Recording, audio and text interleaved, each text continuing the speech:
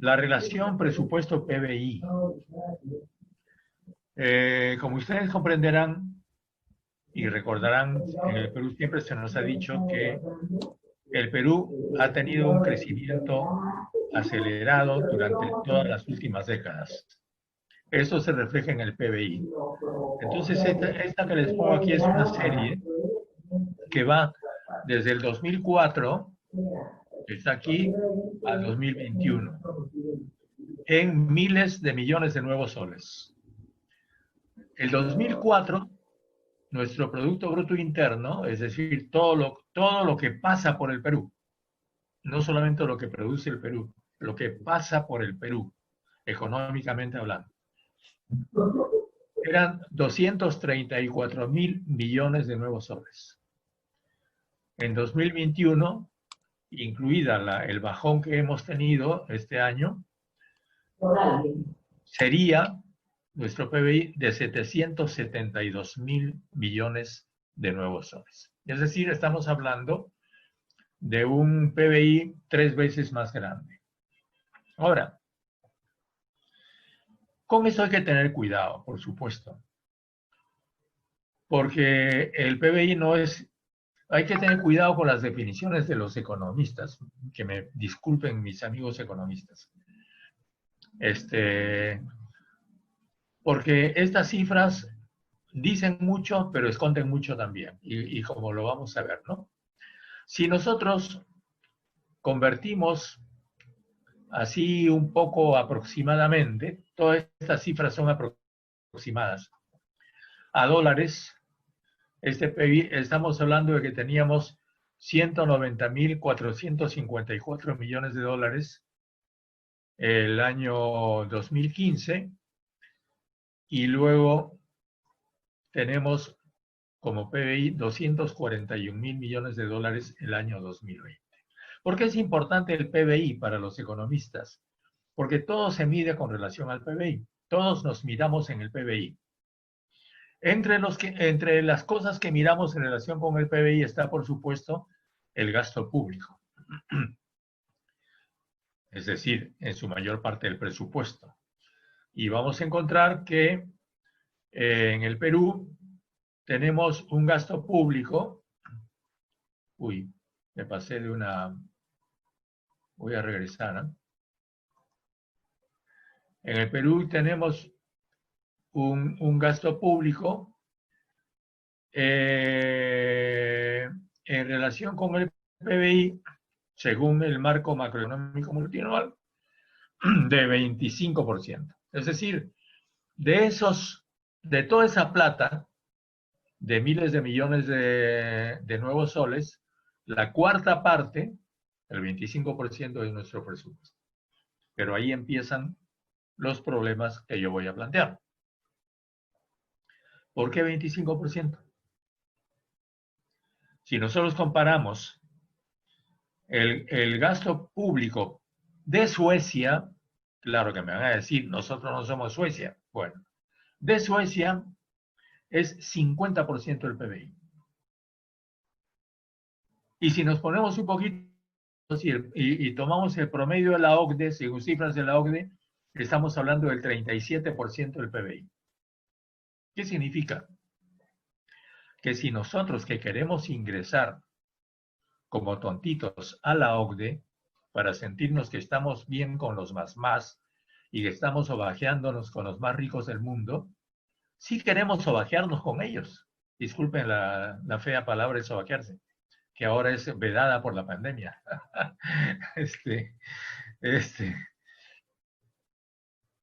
¿Y por qué queremos ser como ellos en otras cosas y no queremos ser como ellos en el presupuesto?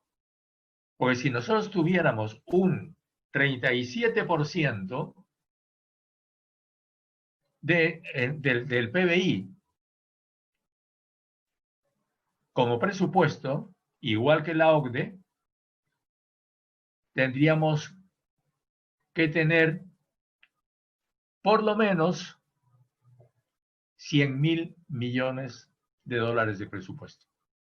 100.000 millones de dólares. Y vamos a ver ahora cuánto es lo que tenemos. Entonces, para empezar, ahí hay un problema de arranque. Porque si vamos al presupuesto del año 2020,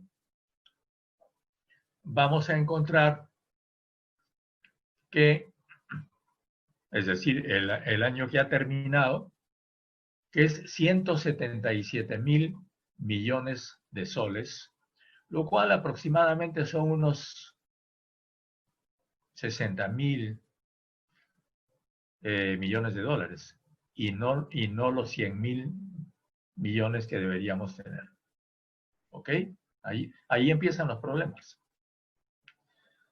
Ahora, de ese presupuesto, el 2020, hemos gastado, y estas cifras también son tramposas, yo lo puedo demostrar, porque yo vengo siguiendo estas cifras desde hace 1 kilo de años, ¿no? Lo que se llama el gasto social, que también es una fea palabra, porque lo social no es gasto, técnicamente hablando, sino inversión. Tú no gastas en educación. Cuando tú estás educando a una nueva generación, estás invirtiendo en ella. Es decir, hasta en el lenguaje, la economía peruana es recontra atrasada. Entonces, ellos dicen, gasto social para el 2020 son 66.405 millones de soles.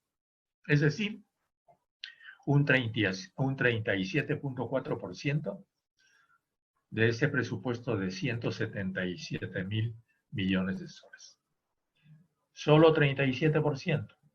Ya no quiero mostrar las cifras, no he tenido tiempo de sacarlas, comparándonos con lo que los países de la OCDE, a donde queremos ingresar, tienen como proporción de la inversión social dentro de sus presupuestos, que sin duda es mucho mayor.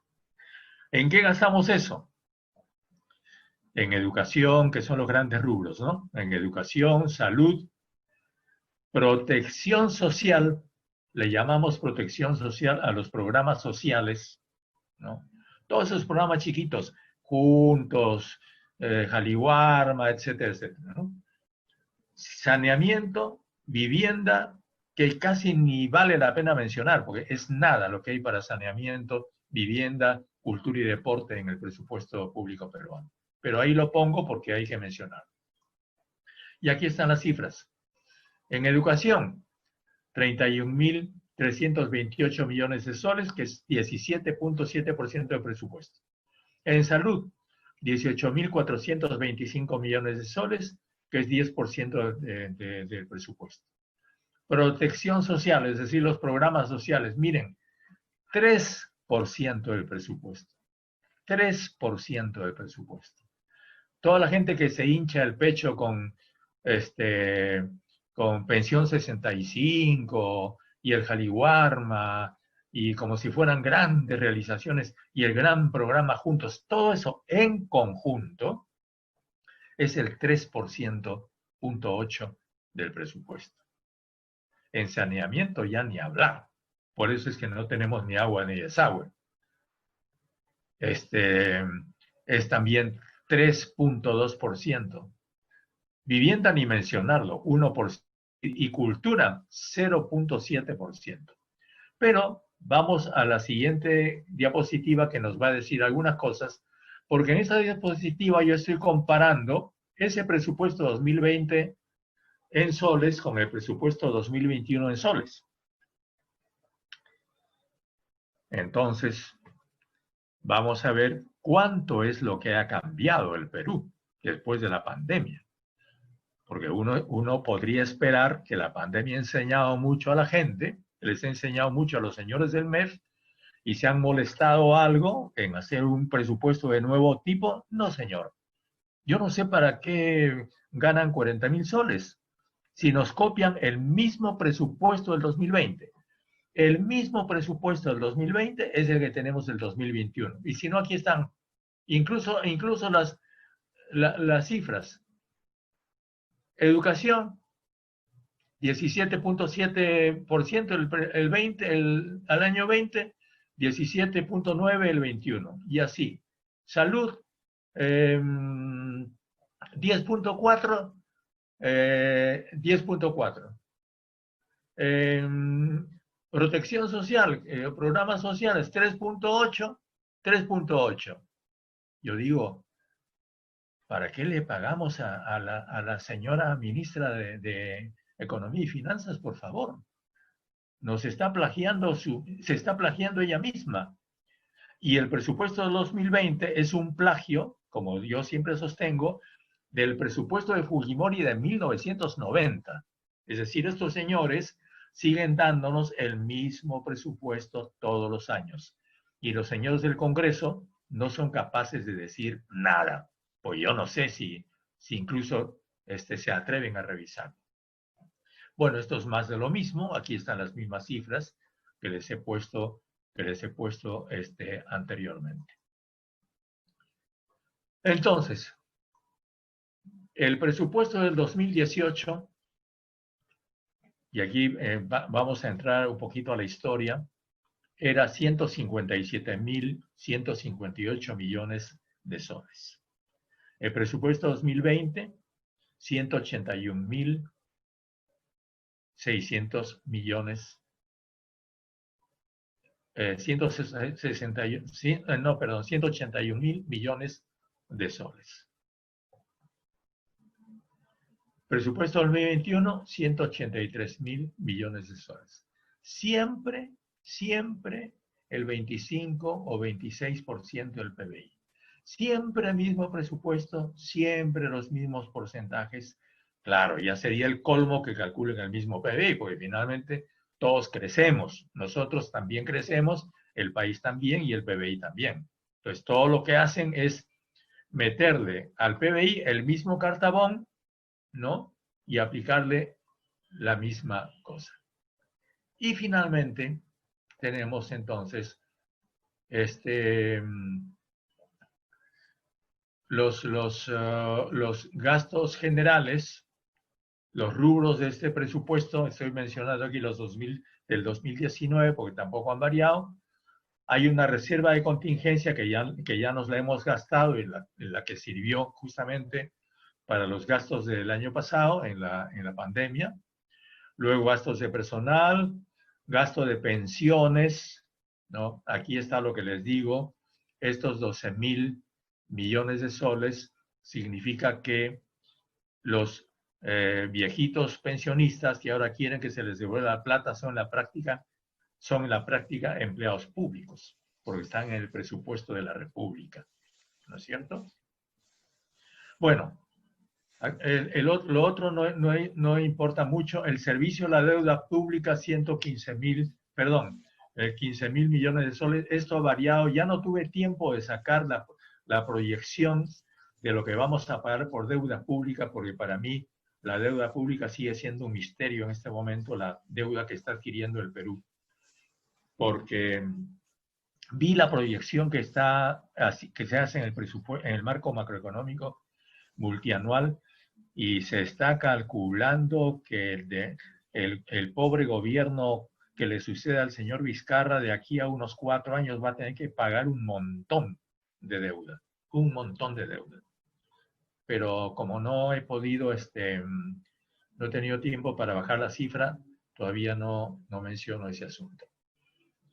Bueno, estas son las previsiones del marco macroeconómico multianual, que tiene una visión bastante optimista. Habrá que ver si esto va a ser cierto, porque se estima que los ingresos del gobierno central que han disminuido vuelvan a recuperarse. Estamos ya en el terreno de los ingresos y se prevé entonces una recuperación de los ingresos fiscales. Recordemos que este es el presupuesto, es decir, estamos presuponiendo, esto no es necesariamente lo que va a ser.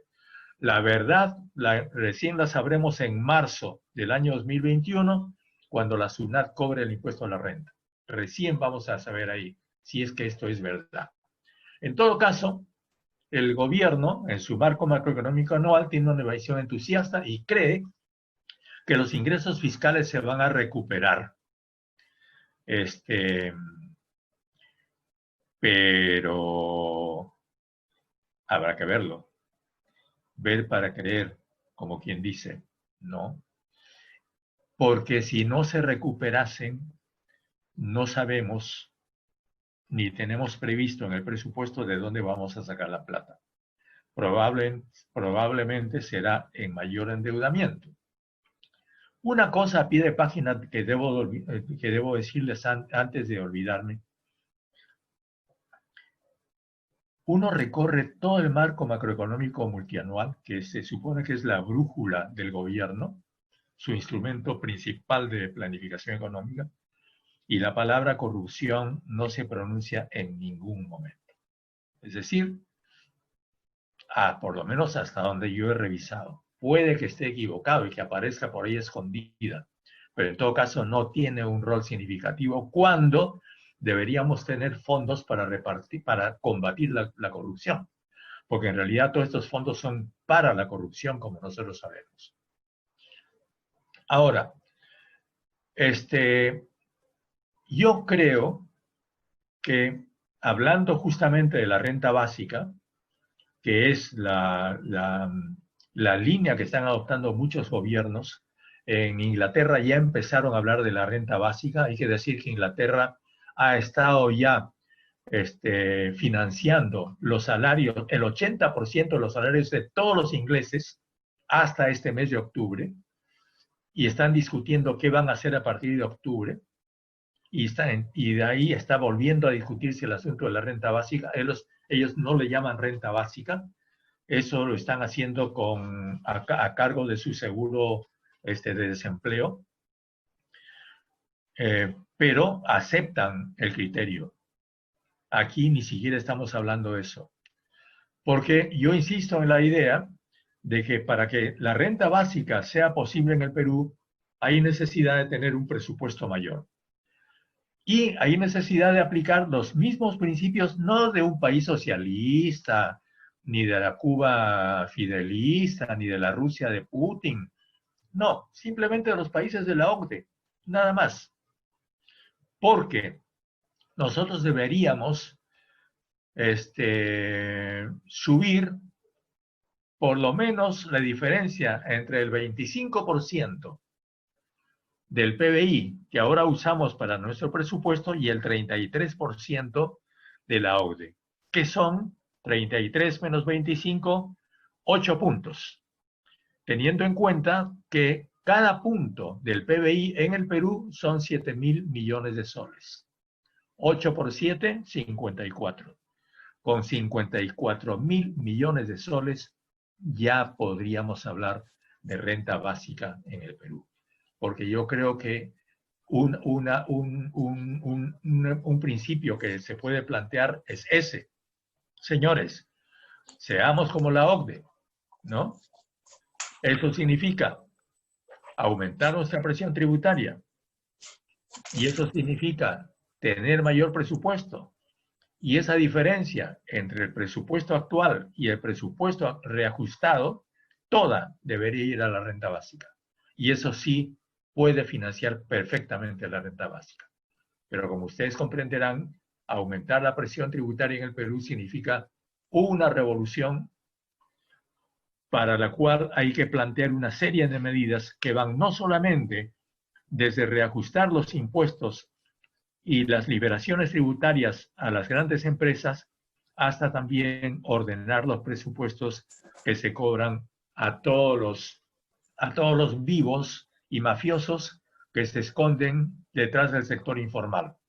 Porque en el sector informal no todos son pobrecitos. Están los grandazos que no pagan impuestos y que se aprovechan de esa llamada informal. Entonces, yo planteo como una posibilidad, creo que debemos plantear como una posibilidad, subir 19 puntos del PBI para igualarse a la OCDE. Eso significaría también en otros cálculos 133.000 millones de soles adicionales. Bueno, aquí termino, mis queridos amigos y mis queridas amigas, y seguramente que